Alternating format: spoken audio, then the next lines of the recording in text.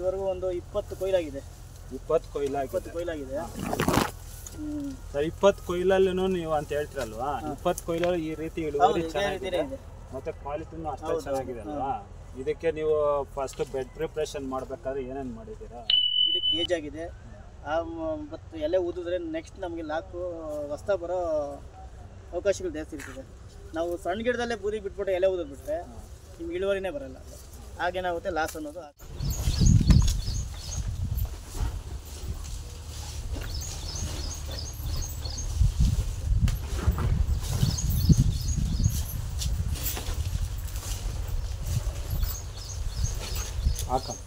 ನಮ್ಮ ಚಾನಲ್ಗೆ ನಮ್ಮ ವೀಕ್ಷಕರಿಗೆ ಎಲ್ಲನೂ ಸ್ವಾಗತ. ಇವತ್ತು ವಿಚಾರ ಏನಂದರೆ ಸಕ್ಸಸ್ಫುಲ್ಲಾಗಿ ಬಜ್ಜಿ ಫಾರ್ಮಿಂಗ್ ಮಾಡೋದಕ್ಕೆ ರೈತರು ಎಷ್ಟು ಶ್ರಮ ಪಡಬೇಕು, ಅಂದರೆ ಇದರಿಂದ ರೈತರು ಒಂದು ಸಕ್ಸಸ್ಫುಲ್ ಫಾರ್ಮಿಂಗ್ ಮಾಡಬೇಕಂದ್ರೆ ಅದರಿಂದ ರೈತರ ಶ್ರಮ ಎಷ್ಟಿದೆ ಅಂತ ಹೇಳ್ಬೋದು.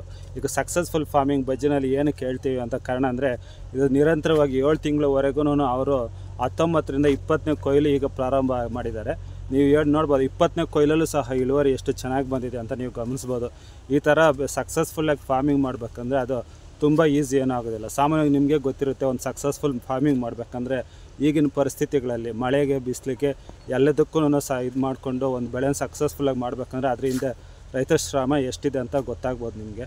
ಈ ರೀತಿ ಸಕ್ಸಸ್ಫುಲ್ ಫಾರ್ಮಿಂಗ್ ಮಾಡಬೇಕಾದ್ರೆ ಅವರು ಯಾವ ರೀತಿ ಶ್ರಮ ವಹಿಸಿದ್ದಾರೆ, ಅವರು ಏನೇನು ಕ್ರಮಗಳನ್ನು ತೆಗೆದುಕೊಂಡಿದ್ದಾರೆ ಅಂತ ನಮ್ಮ ವೀಕ್ಷಕರ ಜೊತೆ ಅವರು ತಮ್ಮ ಮಾಹಿತಿಗಳನ್ನ ಹಂಚ್ಕೊಳ್ಳೋಣ. ಅವರ ಆದಷ್ಟು ಮಾಹಿತಿಗಳನ್ನು ನಮ್ಮ ವೀಕ್ಷಕರಿಗೆ ಅವ್ರ ಮುಖಾಂತರ ತಿಳಿಸ್ಕೊಡೋ ಪ್ರಯತ್ನ ನಾವೀಗ ಮಾಡೋಣ. ವಿಚಾರ ಅಂದರೆ ಬಜ್ಜಿ ಕೃಷಿ ಬಗ್ಗೆ ಸಾಮಾನ್ಯವಾಗಿ ನಿಮ್ಗೆ ಗೊತ್ತೇ ಇರುತ್ತೆ. ಇದೀಗ ಬಜ್ಜಿ ಕೃಷಿನಲ್ಲಿ ಸಕ್ಸಸ್ಫುಲ್ ಫಾರ್ಮಿಂಗ್ ಅಂತಲೇ ಹೇಳ್ಬೋದು.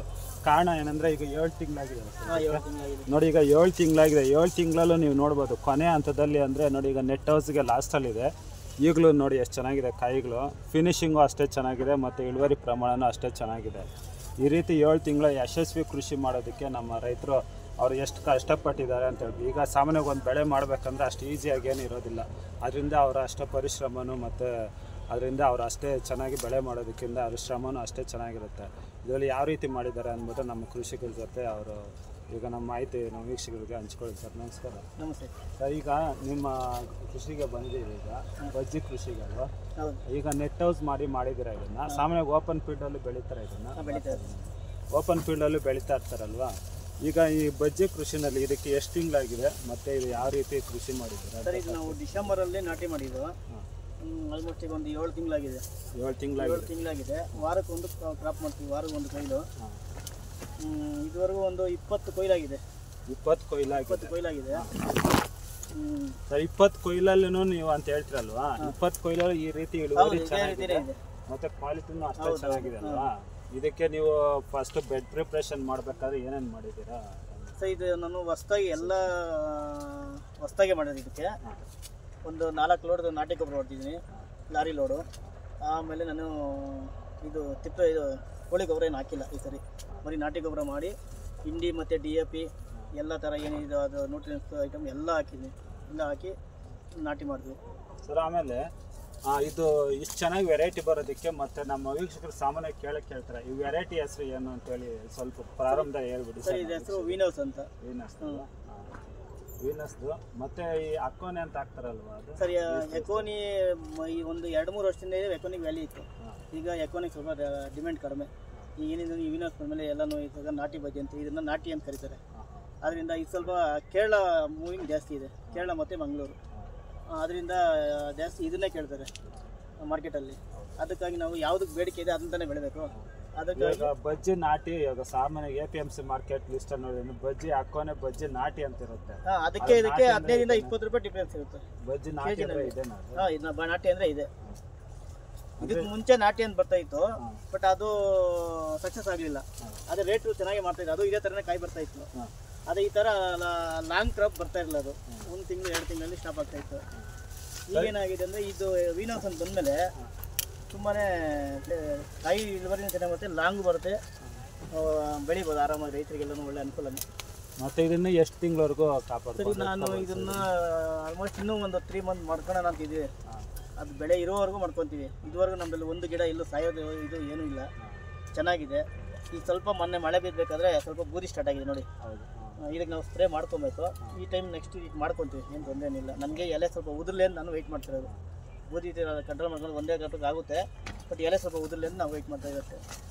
ಸಾಮಾನ್ಯವಾಗಿ ಈಗಲೇ ನಾವು ಆಯಿತು ಸಾಮಾನ್ಯ ಒಂದು 7 ಅಡಿ ಸರ್ ಅಷ್ಟೇ ಸರ್. ಇದು ನಾವು ಇದು ಬೆಳೆದ್ಬಿಟ್ಟಿದೆ. ಆಲ್ಮೋಸ್ಟ್ ನಾನು ಹಾಕ್ಸಿರೋದೇ 1 ಅಡಿ ಹೈಟ್ ಹಾಕ್ಸಿದ್ದೀನಿ ನೆಟ್ಟು. ಆಗಲೇ ಹೈಟ್ ಹಾಕ್ಸಿದ್ದೀನಿ. ಬಟ್ ಅದು ನಾನು ಬೆಳೆದ್ಬಿಟ್ಟಿದೆ. ಇನ್ನು ಅದು ನಾವು ಏನು ಮಾಡೋದಕ್ಕಾಗಲ್ಲ. ನೆಕ್ಸ್ಟ್ ಹಂಬ್ ಬಂದು ಅದು ಕೆಳಗಡೆ ಬೇಕಾದ್ರೆ ಹಂಬ್ ಬಗ್ಗೆ ಈ ಥರ ಕಾಯಿ ಬಿಟ್ಕೊಬೋದು. ಹಾಕ್ಬಿಟ್ರೆ ನಾವು ಇನ್ನೇನು ಅದನ್ನ ಕಟ್ಟೋದಕ್ಕಾಗಲ್ಲ, ಏನೂ ಆಗಲ್ಲ.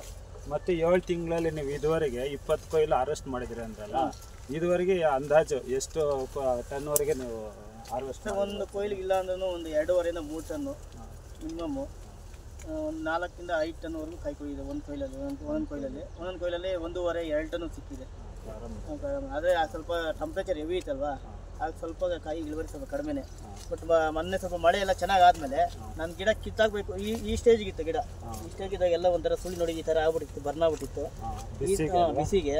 ಈ ಥರ ಆದಾಗ ಏನಾಯಿತು, ನಾನು ಸರಿಗೆ ಏನು ಮಾಡೋಕ್ಕಾಗಲ್ಲ ಅಂತೇಳಿ ಗಿಡ ಕಿತ್ಬಿಡೋಣ ಅಂತ ಮನಸ್ಸಲ್ಲಿ ಅಂದ್ಕೊಂಡ್ವಿ. ಇರಲಿ ಅಂತೇಳಿ ನಂದು ಬೀನ್ಸ್ ಇತ್ತು. ಬೀನ್ಸ್ ಸ್ವಲ್ಪ ಗೊಬ್ಬರ ಕೊಡಬೇಕಾದ್ರೆ ನಾನು ಅದಕ್ಕೆ ಕೊಡಬೇಕಾದ್ರೆ ಇದಕ್ಕೂ ಸ್ವಲ್ಪ ಕೊಟ್ಕೊಂಡೆ. ಆಗೇನಾಯಿತು, ಮಳೆ ಬಿತ್ತು. ಮಳೆ ಬಿದ್ಮೇಲೆ ಏನಾಯಿತು, ಹೊಸ ಸುಳಿ ಸ್ಟಾರ್ಟ್ ಆಗಿ ಗಿಡ ಚೆನ್ನಾಗಿ ಬಂತು.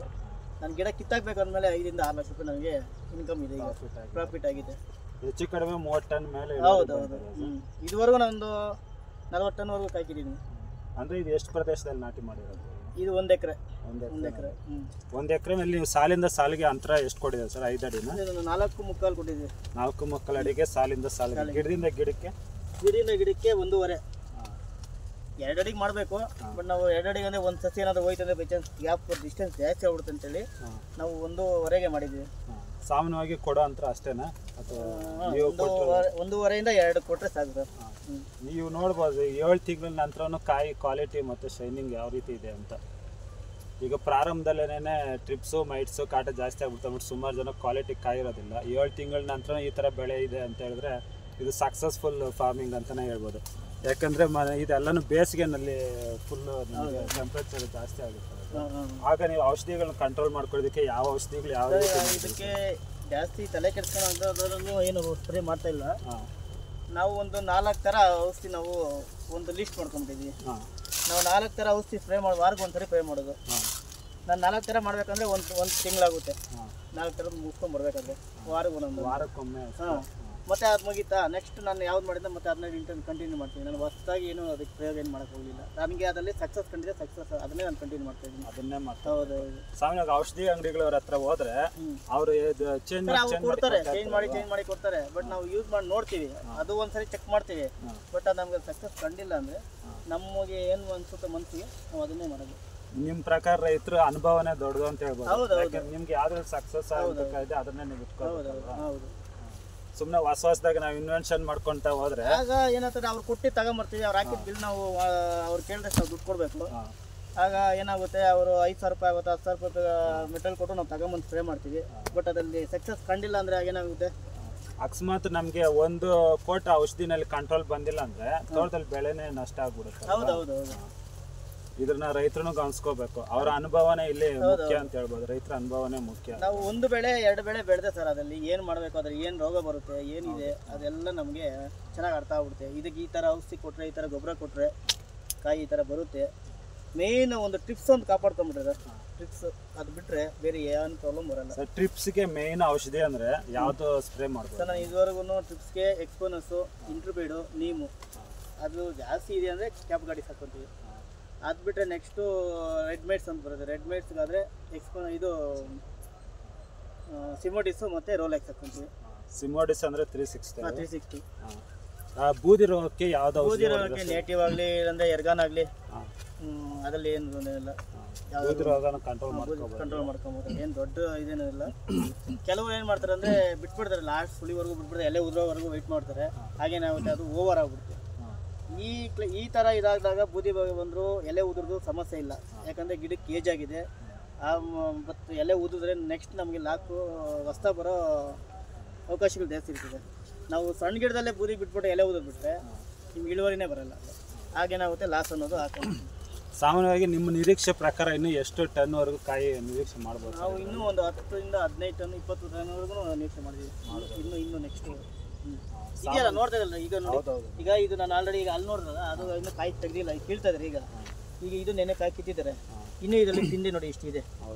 ಇನ್ನೂ ಪಿಂದೆ ಬರ್ತದೆ. ಆಮೇಲೆ ಲಾಕ್ ಕೊಡ್ತಾರೆ ನೋಡಿ, ಮತ್ತೆ ಹೂವು ಇದೆ. ನನ್ನ ಲೆಕ್ಕ ಇನ್ನೂ ಒಂದು 20 ಟನ್ ಕಾಯಿ ಕೊಯ್ತೇನೆ. ಇದು ಸಾಮಾನ್ಯವಾಗಿ ನಮ್ಮ ವೀಕ್ಷಕರಿಗೆ ಅನಿಸ್ಬೋದು, ಇದಕ್ಕಿಂತ ಸಕ್ಸಸ್ಫುಲ್ ಬಜ್ಜಿ ಫಾರ್ಮಿಂಗ್ಗೆ ಬೇರೆ ಎಕ್ಸಾಂಪಲ್ ಕೊಡಬೇಕು ಅನ್ನೋ ಇದೇ ಬೇಕಾಗಿಲ್ಲ. ಯಾಕಂದರೆ ಇದೇ ಮೇಯ್ನ್ ಎಕ್ಸಾಂಪಲ್ ಅಂತ ತಗೋಬೋದು.